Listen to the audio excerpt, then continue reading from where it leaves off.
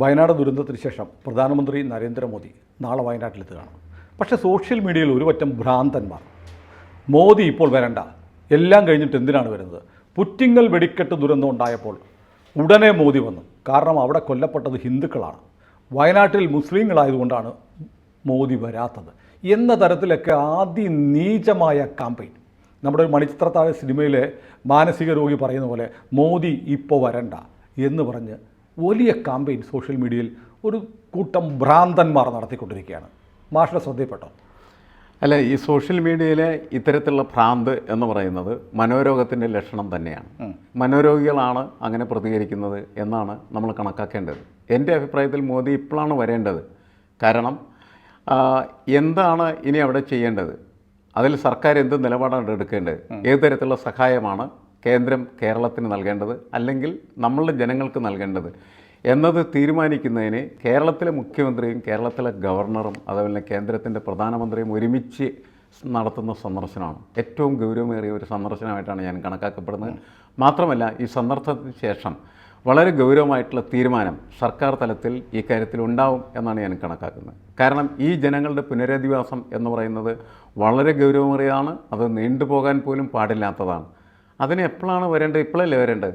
നേരത്തെ എന്തിനാ വരുന്നത്? മനോരോഗത്തിന് മതമുണ്ടോ എന്ന് എനിക്ക് സംശയം. കാരണം അതുകൊണ്ടാണ് ചില ആളുകൾ സോഷ്യൽ മീഡിയയിൽ ഞാൻ കണ്ടത്, പുറ്റിങ്ങൽ വെടിക്കെട്ട് മോദി സർക്കാർ അധികാരത്തിൽ വന്ന ഉടനെ സംഭവിച്ചൊരു ദുരന്തമാണ്. കൊല്ലം ജില്ലയെന്ന് തോന്നുന്നു. അവിടെ ഉണ്ടായപ്പോൾ ഉടനെ വന്നു, അവിടെ മരിച്ചത് ഹിന്ദുക്കളായതുകൊണ്ടാണ്, ഇവിടെ ഭൂരിപക്ഷം മുസ്ലിങ്ങളായതുകൊണ്ട് എന്നൊക്കെ പറയുന്ന മനോരോഗത്തിൻ്റെ പേര് മതം എന്നാണ്. അതായത് നേരത്തെ നമുക്ക് ഈ നമ്മുടെ ഒരു മാധ്യമ പ്രവർത്തനത്തിൽ മീഡിയ സെക്ടറിൽ എഡിറ്റിംഗ് എന്ന് പറയുന്ന പ്രോസസ് ഉണ്ടായിരുന്നു. അപ്പോൾ സമൂഹത്തിന് മാന്യമായിട്ടുള്ള രീതിയിലുള്ള വാർത്തകൾ മാത്രമാണ് അന്ന് പ്രൊപ്പഗേറ്റ് ചെയ്തിരുന്നുള്ളൂ. അതല്ലാത്ത ചിലപ്പോൾ ബോധപൂർവമായിട്ട് നടക്കുന്ന ക്യാമ്പയിനുകളുണ്ടാവും, പ്രചരണങ്ങളുണ്ടാവും. അതൊരു വിഷയം അല്ല. ശരിക്കും ഇന്നത്തെ പ്രശ്നം എന്താണെന്ന് വെച്ചാൽ ഒരു എഡിറ്റിംഗ് ഇല്ലാതെ ഏതൊരു മനോരോഗിക്കും സോഷ്യൽ മീഡിയയിൽ ഇടപെടാം എന്നുള്ളതാണ്. സോഷ്യൽ മീഡിയയ്ക്കുള്ള രണ്ട് സാധ്യതകൾ: ഒന്ന്, സാധാരണ രീതിയിൽ ശബ്ദം നൽകാൻ പറ്റാത്തതായിട്ടുള്ള സമൂഹത്തിന് ശബ്ദം നൽകുന്ന ഒന്നായിട്ട് അതിനെ കണക്കാക്കുമ്പോൾ നമ്മളത് പോസിറ്റീവായിട്ട്. പക്ഷേ ഇത്തരത്തിലുള്ള മനോരോഗികൾ, മതഭ്രാന്തന്മാരും ഒക്കെ കയറിയതിൻ്റെ അകത്ത് ഇടപെടുന്ന സമയത്ത് പക്ഷേ ഈ കേസെടുക്കൽ എന്ന് പറയുന്നത് നമ്മളുടെ ഒരു പ്രശ്നമാണത്. കേസെടുക്കുമ്പോൾ കേസെടുക്കാനുള്ള അധികാരം നമ്മൾ സർക്കാരിന് കൊടുത്താൽ കേസ് സർക്കാർ എടുക്കുന്നത് എങ്ങനെയായിരിക്കും? സർക്കാരിന് ഇഷ്ടമുള്ളവർക്കെതിരെ കേസെടുക്കും. അല്ല അതൊരു പ്രശ്നമാണ്. അങ്ങനെ ഒരിക്കലും വരാൻ പാടില്ലാത്തതിൻ്റെ പേരാണ് നമ്മളതിനെ എതിർക്കുന്നത്. സോഷ്യൽ മീഡിയയിൽ ആവശ്യമായിട്ടുള്ള സ്വാതന്ത്ര്യം നൽകണം എന്ന് പറയുന്നതിൻ്റെ ഒരു കാര്യമാണ്. അതെല്ലാം സർക്കാരിൻ്റെ കയ്യിലേക്ക് എല്ലാം കൊടുത്തു കഴിഞ്ഞാൽ സർക്കാരിന് ഇഷ്ടമുള്ളവരെ സംരക്ഷിക്കുകയും ഇഷ്ടമില്ലാത്തവരെ ക്രൂശിക്കുകയും ചെയ്യുന്നതിനുള്ള ഒരു ഉപാധിയായിട്ട് അത് മാറിത്തീരും എന്ന് കരുതിയിട്ടാണ് നമ്മൾ അതിനൊക്കെ എതിർക്കുന്നത് ശരിക്കും. പക്ഷേ ഇങ്ങനത്തെ ഭ്രാന്ത് വന്നാൽ എന്ത് ചെയ്യും മനുഷ്യൻ? ഞാൻ ആലോചിക്കുകയാണേ, ഇപ്പോൾ ദുരന്തം നടന്ന അതിൻ്റെ പിറ്റേന്ന് പ്രധാനമന്ത്രി അവിടെ വന്നാൽ എന്തായിരിക്കും സ്ഥിതി? കംപ്ലീറ്റ് രക്ഷാപ്രവർത്തനം നിൽക്കും. പ്രധാനമന്ത്രിയുടെ സുരക്ഷ എന്ന് പറയുന്നതായിരിക്കും പ്രധാനപ്പെട്ട അജണ്ടയായി മാറുക. അവിടെ എല്ലാ പോലീസും സൈന്യവും ഉൾപ്പെടെയുള്ള ഒന്നാമത് വലിയ ദുരന്തം നടന്ന് ഇനിയും ഉരുൾപൊട്ടൽ സാധ്യതയും കനത്ത മഴയും നിൽക്കുന്ന ആ സമയത്ത് വന്നാൽ ഇത്രയും ആളുകളെ കൂടി നമുക്ക് രക്ഷിക്കാൻ കഴിയില്ലായിരുന്നു. അപ്പോൾ അതുകൊണ്ടാണ് പ്രധാനമന്ത്രി. ഞാൻ പറയുന്നത്, എന്തിനാണ് ഒരു വ്യക്തി, പ്രധാനമന്ത്രിയുടെ കാര്യം വിടും, ഒരാൾ ഒരു പ്രത്യേക സ്ഥലത്ത് സന്ദർശനത്തിന് ചെല്ലുന്നത് അദ്ദേഹത്തിൻ്റെ സന്ദർശനം കൊണ്ട് എന്തെങ്കിലും തരത്തിലുള്ള സഹായം അവർക്ക് നൽകാനായിട്ട് കഴിയുമെങ്കിൽ മാത്രമേ അയാൾ പോകണ്ട. അയാൾ കാഴ്ചക്കാരനായിട്ട് ഇവിടെ പോകേണ്ട കാര്യമില്ല. പ്രത്യേകിച്ച് പ്രധാനമന്ത്രിയോ മുഖ്യമന്ത്രിയോ അല്ലെങ്കിൽ മുഖ്യമന്ത്രി പോലും അങ്ങനെ ചെയ്ത്, മുഖ്യമന്ത്രി 2-3 ദിവസം കഴിഞ്ഞാൽ പോയി, അങ്ങനെയാണ് പോകേണ്ടിയിരുന്നത്. അതേ ചെയ്യാൻ പാടുള്ളൂ, അങ്ങനെ പാടുള്ളൂ. കാരണം എന്ന് വെച്ചാൽ അവരവിടെ ചെന്ന് രക്ഷാപ്രവർത്തനത്തിന് തടസ്സം ഉണ്ടാക്കാനായിട്ട് പാടില്ല. അവർക്ക് വേറെ അകലെ ഇരുന്നിട്ട് ഇതൊക്കെ നിയന്ത്രിക്കാം. അവർ പറയുന്നത് കേൾക്കുന്ന ഉദ്യോഗസ്ഥന്മാരും അതുപോലെ അവരെ സഹായിക്കുന്നതായിട്ടുള്ള രക്ഷാപ്രവർത്തകരുമാണ്. അപ്പോൾ അവർക്ക് ആവശ്യമായിട്ടുള്ള നിർദ്ദേശങ്ങൾ എവിടെയെങ്കിലുമൊക്കെ ഇരുന്ന് അവർക്ക് കൊടുക്കുക എന്നുള്ളതാണ് ആ സമയത്ത് ചെയ്യേണ്ട ഏറ്റവും കരണീയമായ പ്രവർത്തനം. അതാണ് ഈ കാര്യത്തിലൊക്കെ നടന്നിട്ടുള്ളത്. അതുകൊണ്ട് സ്വാഭാവികമായിട്ടും ഞാൻ നേരത്തെ പറഞ്ഞു, ഇപ്പോഴാണ് വരേണ്ടത്. ഇപ്പോൾ വരികയും ഇപ്പോൾ ഇനി നടത്താൻ പോകുന്നതായിട്ടുള്ള കാര്യങ്ങളിൽ എങ്ങനെ ഇടപെടേണ്ടത് എന്ന തീരുമാനം എടുക്കുന്നതിന് വേണ്ടിയിട്ട് വരുന്നതാണ്. അല്ല, വലിയ പ്രതീക്ഷയോടെയാണ് നമ്മൾ പ്രധാനമന്ത്രിയും മുഖ്യമന്ത്രിയും ഗവർണറും ഒന്നിച്ച് അവിടെ സന്ദർശനം നടത്തിയതിന് ശേഷം കേന്ദ്രത്തിന്റെ സഹായം ഇല്ലാതെ നമുക്ക് മുന്നോട്ട് പോകാൻ കഴിയില്ല. അത്ര വലിയ ദുരന്തമാണ് സഹായിക്കേണ്ടതാണ്. കേന്ദ്രം സഹായിച്ചല്ലോ, വലിയ തോതിൽ സൈന്യത്തെ അയച്ചു, നമ്മൾ ആവശ്യപ്പെടുമ്പോൾ സൈന്യം വന്നു, അല്ല ഞാൻ പറഞ്ഞു ഇതെല്ലാം ചെയ്തു. ഇനിയും വലിയ സഹായം ആവശ്യമാണ് ഈ കാര്യത്തിൽ. കാരണം ഇത് ഇന്ത്യയുടെ ഒരു ഭാഗമാണ്, ഇന്ത്യയാണത്. നമ്മൾ അതെ, അതെ, മറ്റൊരു കാര്യം ഇന്ത്യയാണ്. അതല്ലാണ്ട് നമ്മൾ കേരളമല്ല, ഇത് കേരളമാണെന്നൊക്കെ പറയാവുന്നേ ഉള്ളൂ. അതെ, ഇന്ത്യയുടെ ഭാഗം തന്നെയാണ്. ഇന്ത്യയുടെ ഭാഗമാണ്, ഇന്ത്യയുടെ ഒരു പ്രശ്നമാണ്. ഇന്ത്യയുടെ പ്രധാനമന്ത്രി തന്നെയാണ് അതിനകത്ത് ഇടപെടേണ്ടത്. അത് വളരെ നല്ല രീതിയിൽ ഇന്ത്യയുടെ പ്രധാനമന്ത്രി മോദി ആയതും ഇന്ത്യയുടെ പ്രധാനമന്ത്രി BJP-കാരനും ആയതുകൊണ്ടാണ് ഇവിടെ ചില ആളുകൾക്ക് ഇങ്ങനെ കുരുപൊട്ടുന്നത്. അതെ, ഞാൻ പറഞ്ഞ അങ്ങനെ കാണുന്നത് രാഷ്ട്രീയം സംസാരിക്കുമ്പോൾ നമുക്കത് കാണാം. രാഷ്ട്രീയത്തിൽ നിങ്ങൾ എന്ത് വേണമെങ്കിലും പറഞ്ഞോളൂ. പക്ഷേ ഇത് രാഷ്ട്രീയത്തിൻ്റെ പ്രശ്നമാണ് അല്ലല്ലോ. ഇതൊരുപാട് ജനങ്ങളുടെ ജീവിതത്തിൻ്റെ പ്രശ്നമാണ്. അതിലെല്ലാ മതവിഭാഗത്തിൽപ്പെട്ട ആളുകളുണ്ട്, എല്ലാ രാഷ്ട്രീയത്തിൽപ്പെട്ട. അത് ജനം എന്ന് പറയുന്നതായിട്ടുള്ള കൺസെപ്റ്റ് കിടക്കുന്ന കാര്യമാണ്.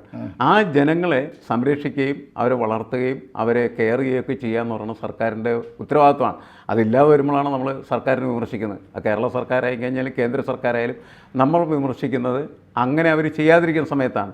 ഇതത് ചെയ്യുന്നതിന് വേണ്ടിയിട്ട് അവരെത്തുകയാണ്. മാത്രമല്ല ഏറ്റവും നല്ല രീതിയിൽ, അതായത് പ്രധാനമന്ത്രിയുണ്ട്, മുഖ്യമന്ത്രിയുണ്ട്, കേരളത്തിൻ്റെ ഗവർണറുണ്ട്. അവർ 3 പേരുമാണ് ഇക്കാര്യത്തിൽ ഏറ്റവും കൂടുതൽ ഉത്തരവാദിത്തമുള്ള ആളുകളും ഏറ്റവും കൂടുതൽ ചെയ്യാൻ കഴിവുള്ളവരുമാണ്.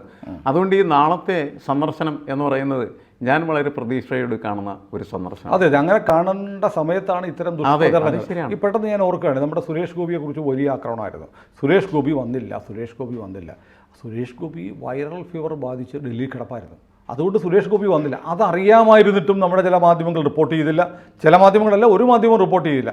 എവിടെ സുരേഷ് ഗോപി എന്ന് പറഞ്ഞ് വലിയ ഹേറ്റ് ക്യാമ്പയിൻ, ഗോപിയുടെ ചെമ്പ് തെളിഞ്ഞു എന്തൊക്കെ പറഞ്ഞായിരുന്നു ആക്രമണം. എന്ത് ചെയ്യാൻ പറ്റും?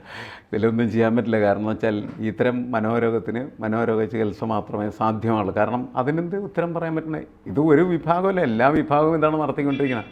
എനിക്ക് ഈ സോഷ്യൽ മീഡിയയിലുള്ള ഏറ്റവും വലിയ ഒരു പ്രതിഷേധം എന്ന് പറയുന്നത് അങ്ങനെയാണ്. ആരെങ്കിലും ഒരാളല്ല ചെയ്യുന്നത്, എല്ലാവരും ഇറങ്ങുകയും എല്ലാവരും ഭ്രാന്തന്മാരായി തീരുകയും ചെയ്യുന്നു. എന്നിട്ട് ഇത് കാണുന്ന ആളുകളിലേക്ക് ഇവരുടെ ഭ്രാന്ത് പകർത്തുകയും ചെയ്യുന്നുള്ളതാണ്. അതെ, മതമാണ് അതിന് സഹായകരമായി തീരുന്ന പ്രധാനപ്പെട്ട. മതം മാത്രമല്ല, രാഷ്ട്രീയം അങ്ങനെ തന്നെയാണ്. ഇതെല്ലാം രാഷ്ട്രീയ പ്രേരിതമായ ആക്ഷേപങ്ങൾ ഇപ്പോൾ കുറവാണ്. ഇപ്പോൾ കൂടുതലും മതമാണ്, വർഗീയമായി ആക്രമിക്കലാണ്. എന്തിനേയും വർഗീയതയുടെ കണ്ണിലൂടെ കാണുള്ളൂ. അതായത് നമ്മൾ കേരളം സങ്കടപ്പെടേണ്ട ഒരു കാര്യം എന്ന് വെച്ചാൽ, എനിക്ക് തോന്നുന്നു ഇപ്പോൾ എല്ലാ സ്ഥലങ്ങളെക്കാൾ കൂടുതലായിട്ട് വർഗീയത ചർച്ച ചെയ്യുന്ന ഒരു സ്ഥലമായിട്ട് കേരളം മാറിയിരിക്കും. ഈ രാജ്യത്തിൻ്റെ മറ്റെല്ലാ നേരത്തെ വിവേകാനന്ദ സ്വാമികൾ പറഞ്ഞതിനേക്കാൾ അപകടകരമായിട്ടുള്ള രീതിയിലേക്ക് നമ്മുടെ സമൂഹം എത്തിക്കഴിഞ്ഞിരിക്കുകയാണ്. ഇത് ഭ്രാന്താലയം തന്നെയാണ്. ആ ഭ്രാന്താലയത്തിൻ്റെ പ്രതിധ്വനികളാണ് ഈ സോഷ്യൽ മീഡിയയിലൂടെ കേട്ടത് ഈ വിഷയത്തിൽ തന്നെ. അതൊരിക്കലും ഞാൻ ഏറ്റവും അപകടകരമായിട്ട് കണ്ടത്, പുറ്റിങ്ങൽ ഹിന്ദുക്കളായതുകൊണ്ട് മോദി അപ്പം തന്നെ വന്നു. വയനാട്ടിൽ ഭരിച്ചത് ഭൂരിപക്ഷവും മുസ്ലിങ്ങളായതുകൊണ്ട് കുറേ കാലം കഴിഞ്ഞ് വന്നു. ഇതൊക്കെ എത്ര നീചം. അതെ, അത് ഞാൻ പറയുന്നത് ഇപ്പോൾ അതിൽ നടത്തുന്ന പ്രവർത്തനങ്ങൾ, അവിടെ നടത്തുന്ന രക്ഷാപ്രവർത്തനങ്ങളിൽ പങ്കെടുക്കുന്ന ആളുകൾ, എല്ലാ വിഭാഗത്തിൽപ്പെട്ട ആളുകളുണ്ട്. അതിൽ സേവാഭാരതിയുണ്ട്, ഗ്രീൻ ഗാർഡ് ഉണ്ട്, വൈറ്റ് ഗാർഡ് ഉണ്ട്, എല്ലാ ആളുകളും എല്ലാവരും ഉണ്ട്. പ്രത്യേക ബ്രാൻഡിനൊന്നും ഒരു പ്രസക്തിയില്ല. സർക്കാർ ആദ്യം പറഞ്ഞിരുന്നു, പ്രളയം കഴിഞ്ഞപ്പോൾ സർക്കാർ പറഞ്ഞിരുന്നു യൂണിഫോം ഒന്നും ഇട്ട് വേണ്ട, പൊളിറ്റിക്കൽ കാണിക്കണ്ട എന്ന് പറഞ്ഞിരുന്നു. SDP വരെ ഉണ്ട്. അപ്പോൾ അതുകൊണ്ട് നിങ്ങളുടെ വേണമെങ്കിൽ പേരൊക്കെ വെച്ചാൽ മതി, ഈ ജാക്കറ്റുകൾ ഇടണ്ട എന്ന് പറഞ്ഞിരുന്നു. അത് നമ്മുടെ ഒരു ടോക്കിൽ പരാമർശിച്ചു. അതിൻ്റെ ആ ഭാഗം മാത്രം കട്ടിയെടുത്തിട്ട് ഇവരെ ആക്ഷേപിച്ചു എന്ന തരത്തിൽ വലിയൊരു അറ്റാക്ക് നമുക്ക് നേരെ നടന്നു. TGയുടെ ഒരു വാചകം അടർത്തിയെടുത്തിട്ട്.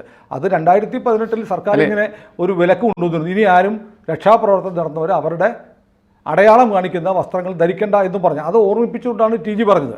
അതിന് നേരെയാണ് വലിയ ആക്രമണം നടന്നത്. എന്നാൽ പോലും അതിനകത്തൊരു ശരിയുണ്ട് എന്ന് തന്നെയാണ് ഇപ്പോഴും നമ്മൾ. അതായത് ഞാൻ പറയുന്നത്, രക്ഷാപ്രവർത്തനം നടത്തുന്ന ആളുകൾ ആരായാലും നമ്മൾ അവരെ രക്ഷാപ്രവർത്തകരായിട്ട് തന്നെ കാണാം. അതെ, അവർക്ക് നെയിം ബാഡ്ജൊക്കെ വേണം ഐഡന്റിഫൈ ചെയ്യാൻ, മറ്റേ ഹൂളിഗൻസ് കയറി ഇരിക്കാനൊക്കെ. ഏതായാലും രക്ഷാപ്രവർത്തനത്തിൽ വലിയ തോതിൽ ബഹുജന സംഘടനകൾ, അത് SDP പോലും SDP എന്ന സംഘടനയും SYSF, SKSF, white guard, DYFI, ഒടുവിൽ സേവാഭാരതി ചെയ്ത കാര്യങ്ങളൊന്നും ആരും പറയുന്നില്ല. സേവാഭാരതി പ്രത്യേകിച്ച് ഒരു അത്തരത്തിലുള്ള വിഭജനമൊന്നും ഒന്നുമില്ലാതെ എല്ലാവരും ഒരേപോലെ പ്രവർത്തിച്ച ദുരിതവും കഷ്ടപ്പാടും ഒക്കെ ഉണ്ടാകുന്ന സമയത്ത് മനുഷ്യരിങ്ങനെ ഇറങ്ങും. അവര് ബ്രാൻഡ് ചെയ്ത് വിൽക്കാതിരുന്നാൽ മതി. അതെ, ബ്രാൻഡ് ചെയ്യേണ്ട, അത് നല്ല മനസ്സോടുകൂടി ഇറങ്ങി തരുന്ന പ്രവർത്തനങ്ങളായിട്ട് കണക്കാക്കണം. അതിലൊരിക്കലും ജാതി നമ്മൾ കണക്കാക്കാൻ പാടില്ല. അതേപോലെ തന്നെയാണ് ഈ വിഷയത്തിലും. അത് ഹിന്ദുക്കളായതുകൊണ്ട് അവിടെ വന്നു, ഇത് മുസ്ലിങ്ങളായതിൻ്റെ പേരിൽ ഇവിടെ വന്നില്ല എന്ന് പറയുന്നതും വളരെ അപ്രസക്തവും അതേപോലെ തന്നെ ജുഗുപ്സാമായിട്ടുള്ള. അതുപോലെ മറ്റൊരു കാര്യം കൂടെ എനിക്ക് പറയാനുണ്ട്. നമുക്കൊരു വ്യത്യസ്തമായ നിലപാടാണുള്ളത്. ഈ മുഖ്യമന്ത്രിയുടെ ദുരിതാശ്വാസ നിധി മുഖ്യമന്ത്രിയുടെ ദുരിതാശ്വാസ നിധി ചില വിവാദങ്ങളിൽപ്പെട്ടിട്ടുണ്ട്. ലോകായുക്തയിൽ കേസുണ്ട്. എറണാകുളത്തൊരു CPM നേതാവ് ഉൾപ്പെടെയുള്ള ആളുകൾ അതിൽ നിന്ന് ഫണ്ട് അടിച്ചു മാറ്റിയിട്ടുണ്ട്. അതുകൊണ്ട് മുഖ്യമന്ത്രിയുടെ ദുരിതാശ്വാസ നിധി ആകെ ഒരു തട്ടിപ്പ് സംവിധാനമാണെന്നുള്ള അഭിപ്രായം ABC മലയാളത്തിനില്ല. അതുകൊണ്ട് നമ്മൾ പറഞ്ഞു ഈ വ്യക്തികൾക്ക് ഇപ്പോൾ ചില സോഷ്യൽ മീഡിയയിൽ ഇതൊരു കച്ചവടമാക്കാൻ കുറേ ആളുകൾ ഇറങ്ങിയിട്ടുണ്ട്. ഞങ്ങൾ ഭക്ഷണം കൊടുക്കുന്നു, ഒരു നേരത്തെ ഭക്ഷണത്തിന് 1500 രൂപ അയച്ചു തരൂ എന്നൊക്കെ പറഞ്ഞ് ചില ആളുകൾ, മുഖം പോലും ഇല്ലാത്ത ആളുകൾ ക്യാമ്പയിൻ ചെയ്തുകൊണ്ടിരിക്കുക. ഏത് പ്രളയം വന്നാലും ഏത് ദുരന്തം വന്നാലും പണമുണ്ടാക്കാനുള്ള മാർഗമായി കാണുന്ന ചില ഭീകര ജന്തുക്കൾ ഇപ്പോൾ ഇറങ്ങിയിട്ടുണ്ട്. അതുകൊണ്ട് ഏറ്റവും സുരക്ഷിതം എന്ന് പറയുന്നത് മുഖ്യമന്ത്രിയുടെ ദുരിതാശ്വാസ നിധി തന്നെയാണ്. അത് മാത്രമല്ല, മുഖ്യമന്ത്രിയുടെ ദുരിതാശ്വാസ നിധി, അതേപോലെ തന്നെ പ്രധാനമന്ത്രിയുടെ ദുരിതാശ്വാസ നിധി, ഇതിലൊക്കെ നമുക്ക് വിശ്വാസം ഇല്ലെങ്കിൽ പിന്നെ നമ്മൾ ഈ സമൂഹത്തിൽ എന്ത് ചെയ്യും? തീർച്ചയായും അതൊരിക്കലും അങ്ങനെ പാടില്ല. അതിനകത്ത് ആരെങ്കിലുമൊക്കെ അഴിമതിക്കാരായിട്ടുണ്ടെങ്കിൽ അവർക്കെതിരെ ശക്തമായിട്ട് നമ്മൾ ആജ്ഞാപിക്കേണ്ടത് ആവശ്യമാണ്.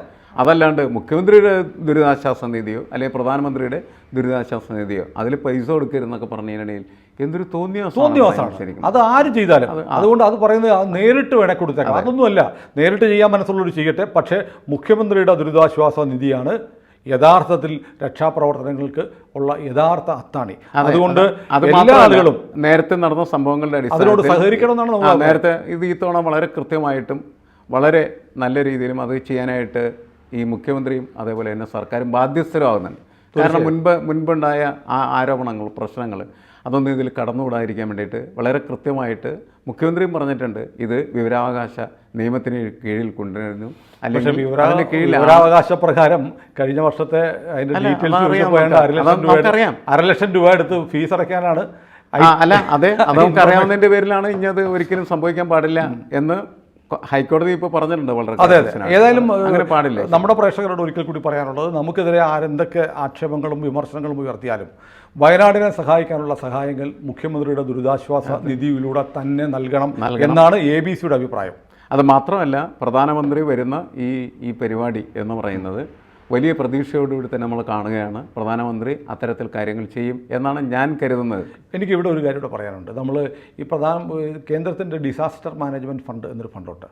നമ്മുടെ പ്രളയം ഉണ്ടായപ്പോൾ 2018 കേരളം ആവശ്യപ്പെട്ടത് 40,000 കോടി രൂപ വേണമെന്നാണ്. 5,000 കോടി കേന്ദ്രം അനുവദിച്ചു വന്നു. ഈ ഫണ്ട് തിരിച്ചു കൊടുക്കേണ്ടാത്ത ഫണ്ടാണ്. അതായത് നമ്മുടെ മറ്റ് വരുമാനത്തിൽ നിന്ന് തട്ടിക്കിടിക്കത്തില്ല, അതിന് പുറമെ കിട്ടുന്നതാണ് ദുരന്തങ്ങൾ ഉണ്ടാകുമ്പോഴുള്ള ഈ ഫണ്ട്. 5,000 കോടി കിട്ടി. തോമസ് ഐസക് മന്ത്രിയായിരിക്കെ ബാക്കി 35,000 കോടി രൂപ ആവശ്യപ്പെട്ടു. കേന്ദ്രം പറഞ്ഞു 5,000 കോടി ചെലവഴിച്ചതിൻ്റെ കണക്ക് ബാക്കി 35,000 തരാമെന്ന് പറഞ്ഞു. പിന്നീട് കേരളം ആ പണം ചോദിച്ചിട്ടേയില്ല. അല്ല, അത്തരം സമീപനങ്ങളൊന്നും നല്ലതല്ല. നമ്മൾ കൃത്യമായിട്ട് കണക്കുണ്ടാക്കി കൊടുക്കുകയും ആ കാശ് കണക്ക് പറഞ്ഞവന് വാങ്ങിക്കുകയും ചെയ്യണം. അതാണ് നമ്മൾ ചെയ്യേണ്ടത്. കണക്ക് കൊടുക്കാതെ കാശ് ചോദിക്കുന്നത് ശരിയല്ല.